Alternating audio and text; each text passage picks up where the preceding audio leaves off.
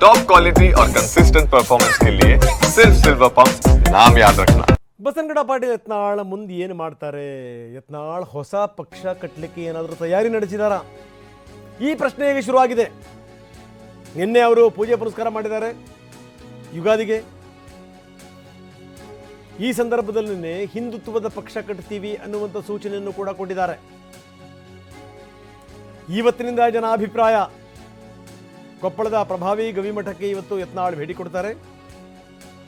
ಮಧ್ಯಾಹ್ನ 12:30ಕ್ಕೆ ಗವಿಮಠಕ್ಕೆ ಹೋಗಿ ಶ್ರೀಗಳನ್ನು ಭೇಟಿ ಮಾಡಿ ಆಶೀರ್ವಾದ ಪಡಿತಾರೆ. ಸ್ಥಳೀಯರಿಂದ ಅಭಿಪ್ರಾಯ ಪಡಿತಾರೆ.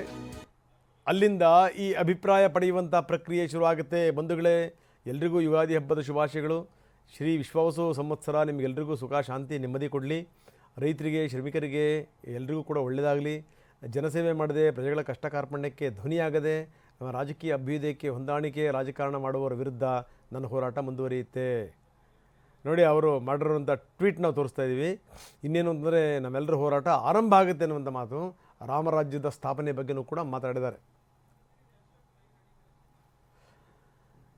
ಬನ್ನಿ, ನಮ್ಮ ಪ್ರತಿನಿಧಿ ಅಶೋಕ್ ಈಗ ನಮ್ಮೊಂದಿಗೆ ನೇರ ಸಂಪರ್ಕದಲ್ಲಿದ್ದಾರೆ. ಅಶೋಕ್, ನಿನ್ನೆ ಮಾತಾಡಿದಂಥ ಮಾತಿದೆಯಲ್ಲ, ಈಗ ಯತ್ನಾಳ್ ಮಾತುಗಳಿದೆಯಲ್ಲ, ಮಾತು ಏನೇನಾಗಿದೆ, ಅದರ ಪರಿಣಾಮಗಳು ಏನೇನು? ಈಗ ಪಕ್ಷದಿಂದ ಹೊರಗಡೆನೂ ಕೂಡ ಬಂದಿದ್ದಾರೆ. ನಿನ್ನೆ ಪೂಜೆ ಪುನಸ್ಕಾರಗಳನ್ನು ಮಾಡಿದ್ದಾರೆ.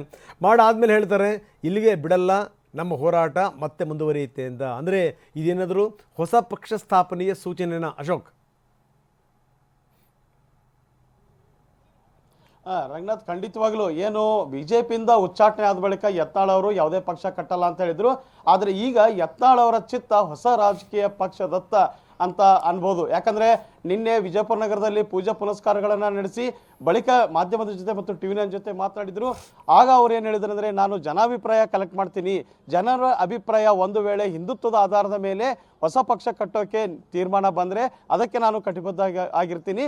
ನನ್ನ ಹೋರಾಟ ಬಿಜೆಪಿ ವಿರುದ್ಧ ಅಲ್ಲ. ನನ್ನ ಹೋರಾಟ ಏನಿದ್ರು ಮಾಜಿ ಸಿಎಂ ಯಡಿಯೂರಪ್ಪ ಹಾಗೂ ಬಿಜೆಪಿಯ ರಾಜ್ಯಾಧ್ಯಕ್ಷ ವಿಜೇಂದ್ರ ಅವರ ವಿರುದ್ಧ, ಅವರ ಭ್ರಷ್ಟಾಚಾರದ ವಿರುದ್ಧ, ಅವರ ಕುಟುಂಬ ರಾಜಕಾರಣ ವಿರುದ್ಧ ಎನ್ನುವ ಮಾತನ್ನು ಹೇಳಿದ್ದಾರೆ. ನಾನು ಇಲ್ಲಿಗೆ ಸುಮ್ಮನೆ ಕೂಡುವ ವ್ಯಕ್ತಿ ಅಲ್ಲ ಎಂದು ಗುಡುಗಿದ್ರು. ಇನ್ನು ಈ ನಿಟ್ಟಿನಲ್ಲಿ ಈಗ ಜನಾಭಿಪ್ರಾಯಕ್ಕೆ ಯತ್ನಾಳ್ ಮುಂದಾಗಿದ್ದಾರೆ. ಇದೀಗ ವಿಜಯಪುರದಿಂದ ಹೊರಟು ಮಧ್ಯಾಹ್ನ 12:30ಕ್ಕೆ ಕೊಪ್ಪಳಕ್ಕೆ ಹೋಗ್ತಾರೆ. ಕೊಪ್ಪಳದ ಗವಿಮಠದ ಶ್ರೀಗಳನ್ನ ಭೇಟಿ ಮಾಡಿ ಅಲ್ಲಿ ಜನರನ್ನ ಭೇಟಿ ಮಾಡ್ತಾರೆ. ಅಲ್ಲಿ ಜನಾಭಿಪ್ರಾಯ ಸಂಗ್ಸೋಕೆ ಕೊಪ್ಪಳವೇ ಅವರ ಮೊದಲ ಜಿಲ್ಲೆ ಅನ್ಬೋದು.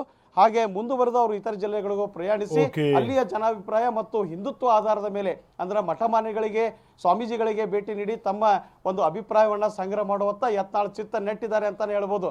ಇದಕ್ಕೂ ಮುಂಚೆ ಏನು ಹೇಳಿದ್ರು, ನನಗೆ ಇದು ಹೊಸದಲ್ಲ, ಉಚ್ಚಾಟನೆ ನನಗೆ ಹೊಸದಲ್ಲ. ಹಾಗೆ ಒಂದು ವೇಳೆ ನನ್ನನ್ನ ಮೇಲೆ ಕ್ರಮ ಕೈಗೊಂಡ್ರೆ ಒಂದು ನನ್ನನ್ನು ಉಚ್ಚಾಟನೆ ಮಾಡಬಹುದು, ಇಲ್ಲ ಮುಂದೆ ಚುನಾವಣೆಗೆ ಟಿಕೆಟ್ ತಪ್ಪಿಸಬಹುದು. ಅದನ್ನು ಬಿಟ್ಟು ಇವರಿಂದ ಏನೂ ಮಾಡ್ಕೊಳಕ್ಕಾಗಲ್ಲ. ನಾನು ವಿಧಾನ ಪರಿಷತ್ ಸದಸ್ಯರಾಗಕ್ಕೆ ಯಾವುದನ್ನು ತಪ್ಪಿಸಲ್ಲ ಅನ್ನೋ ಮಾತನ್ನ ತಮ್ಮ ಭವಿಷ್ಯವನ್ನು ನೋಡ್ಕೊಂಡು ಮಾತಾಡಿದ್ದಾರೆ ಯತ್ನಾಳ್. ರಂಗನಾಥ್, ಓಕೆ, ಧನ್ಯವಾದ ತಮ್ಮೆಲ್ಲ ಮಾಹಿತಿಗೆ.